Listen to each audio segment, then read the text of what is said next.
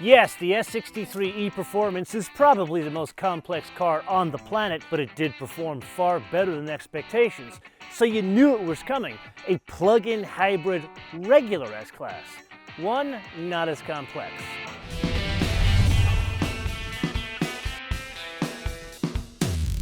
Okay, so let's kick things off today with a very simple question. What exactly is this? Well, it's the Mercedes S580e, which means it's a plug-in hybrid, but the 580, that's a bit confusing because you would think it's an 8-cylinder in the front, when in reality it's the 3-liter inline turbocharged 6 from the 500. It does borrow that same transmission, but unlike the S63e Performance, the electric motor and an additional transmission is not back here. Now, like the other 53 series of Mercedes mild hybrids, that electric motor sits between a detuned 6-cylinder and the transmission. It adds 148 horsepower, something we've seen before. Now, what does that do to two major aspects of this vehicle? Let's start with the performance figures because, after all, it's an S-Class. Here, 0 to 60 is on par with the S580 V8, 4.4 seconds to 60. VMAX is electronically limited to 130 miles an hour. Then there's all the bits of the efficiency. Let's start with that battery. Here, it's like that GLE 450e plug-in hybrid, where it's a bit bigger. It's 26.6 kilowatt hours, which translates, at least to the US government, 46 miles of electric driving range. And also like that GLE 450e plug-in we've already driven, this one can work with a DC fast charger. When using AC, it's up to 11 kilowatts. Using DC, it's up to 60 kilowatts. Now, how does that impact the overall fuel economy? According to the US government, again, it's 20, 29, 23 combined, which really isn't that much better than an S500, maybe 1 or 2 mpg. Now, before you and I jump behind the wheel to understand the mission of this, hopefully a less complex plug-in hybrid S-Class, a favor. Could you hit the like button, perhaps? Share these episodes. You would be shocked how much that helps us with the algorithm. Why, yes, adding an electric motor, even one, will impact the weight. 5,445 pounds, or depending on expressive weights and measures, 2,469 kilograms. How much of an impact? Over the 580, the V8, that's about 700 pounds more. Over the S500, the inline 6, about 800 pounds more with that sport mode. Oh yeah, once it winds up, it is quick, but there is more of a delay here. You notice this from the S500. If you remember, we drove that car, and the takeaway was, I don't really see the price difference, at least from a performance perspective. Yeah, the V8 is sharper than the inline 6. Here they clearly have detuned it, and that's where some of the delay comes from. One thing they haven't changed, the transmission. It's the same. 9-speed torque converter automatic, I would argue, works incredibly well here. I've used it around town on the freeway more so than other cars that I've tested, as well as up here, and there isn't an instance where it feels out of place. The big thing you notice is when you get into that acceleration figure above 2,500 RPM, that's where you feel that 148 horsepower from the integrated starter generator motor. The other thing you notice is when the engine's already wound up, you get more instantaneous torque. There's like torque fill from that electric motor, where passing, accelerating on freeways, that's where this might be the better tool.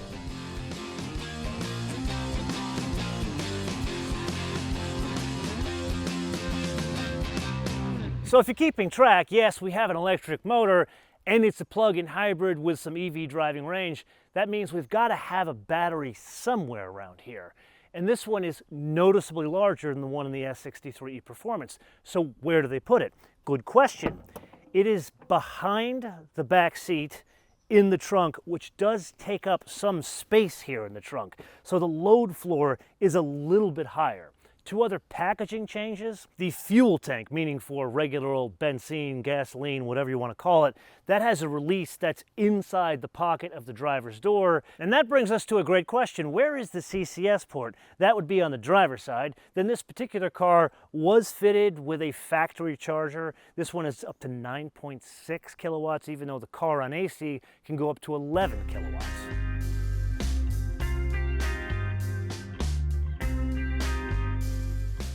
driving dynamics, it's a bit of a different scenario. There, you immediately notice the extra 700 or 800 pounds, depending on the car you're comparing it to. And I would argue this one's probably tuned differently. The suspension, it's tuned a bit softer. Maybe it's all in my mind because of the extra weight. Like even driving it around town, you feel like there's a bit more of a waft to this. This one, the safety systems, the intrusion comes in a bit lower. Something tells me the limits were brought down probably because of that extra weight. So let's say for the sake of discussion, you can drive. You've been taught car control and you want to push this thing very aggressively. The car, it's not going to let you, even in sport mode, which is what we're doing this in. I think the only thing where it gives up to the S500, aside from ride quality, the brakes. I do believe it needs a bit more brake to counteract that extra weight. Let's be crystal clear here. The braking performance not in line with other S classes of this W223 generation. Yes, it is indeed that time again to play your favorite game on the options game with today's contestant, an S-Class that is fitted with the least amount of options we've ever seen on a car like this. The car itself is the S580e plug-in hybrid for a base price of $122,550. Now, as a basis of comparison, that is about $10,000 more in base price than an S500 with the 6-cylinder. Now, one option they did not fit to this is a fancy color. That is a standard black, not even a fancy name for it, but we do pay extra for the sienna brown with black Napa leather. I would say the color in the two-tone, $3,110, well worth it. Good contrast with the black. Then the stainless steel with the blended fiber trim on the dash. Normally I'm not a fan of this, but this looks unusually good and quite a bargain for $850. Then the wheels, 20-inch AMG multi-spoke wheels finished in black. Not a fan, but I do want to point out these are normally fitted as standard with 19-inch wheels. That is $1,150. Then rear wheel steering, that is optional on this car. This one has two different options, 4.5 and 10 degrees. This one has the lower one, and it is not a bargain at $1,300. Why is that optional on a $130,000 car? Then we have to pay extra for the DC charging on the car. That's an additional $500. Then the active ambient lighting, $790. And it's here that I would refer the folks in Stuttgart, as well as those in Atlanta, that's where Mercedes-Benz North America is based, back to my earlier comment, why is this optional on an almost $130,000 car?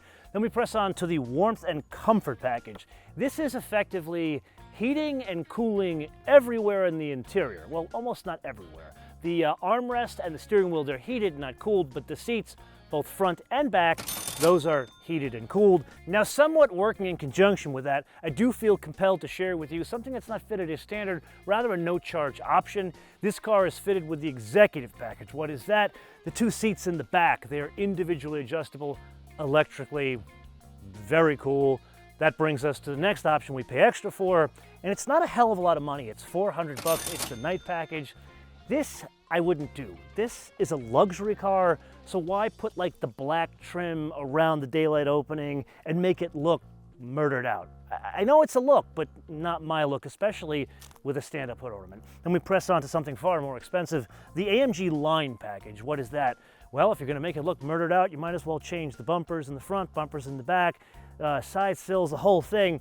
That is an additional $4,300. Basically gives you the body kit as well as AMG floor mats. Then the only other thing we pay extra for is the destination, handling von Sindelfingen, Deutschland, for $1,150. And I'd like to point out that is significantly cheaper than some of the Korean cars we've driven that are less than half the price of this, as well as some cars built in the US, also less than half the price of this, which brings us to a total retail price of $139,900.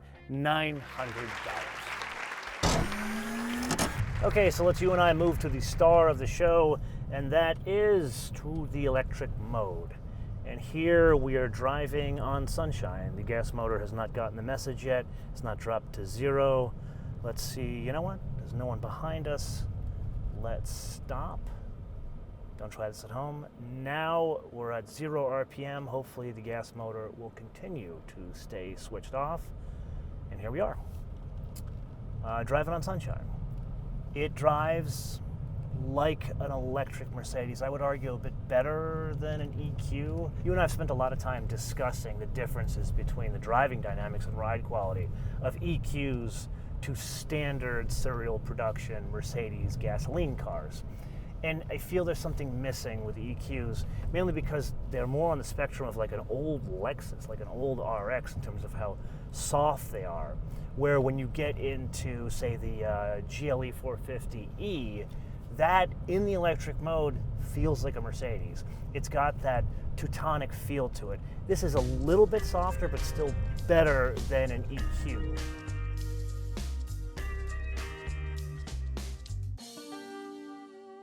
Okay, so what have you and I learned today? Let's get the obvious out of the way. This is still very much an S-Class, just a softer one. That brings us to the bullets and numbers to prove the existence of a vehicle like this. And there, MPG was better than expected. The US government called this around town 20 MPG, with me screaming around the mountains here, on the freeway a bit fast, as well as darting in and out of traffic like a New Yorker. I did 22.1 MPG on a full tank. Then we get into the charging. This is a big thing for me. I don't mean charging on DC or charging at home. I mean when we're driving down the road and we put it in the battery hold mode, which this has. How fast will the vehicle recharge the battery? Because a couple of years ago, when we first saw plug-in hybrids from the likes of Porsche, they would charge very quickly, especially when you were in the sport mode. But sadly, as of late, German manufacturers are separating the way these systems work depending on where the car goes. In Europe, it still charges fast. Here, they're prizing efficiency to get past the US EPA. I get it. However, a car like this, I'm not looking for the most MPG. I would like to get that charge back in the battery faster, like for example, drive on the freeway in gas, but then drive from the freeway to my home or my destination in EV. Can we do that faster like we did a couple of years ago? But I am just one man, and this is the point of the episode that I turn around to you guys to opine in the comments below or via our social media, MotoManTV on Word, MotoManTV on Word, Facebook, Twitter, and Instagram. And with that, yes, like, subscribe, all of that. But more importantly, I highly suggest you check out our episode where I interviewed the chief designer of Mercedes, Gordon Wagner, and he shared a lot of very honest insight on how cars are being shaped by efficiency. Fascinating episode. Until I see you in the next episode, bis später.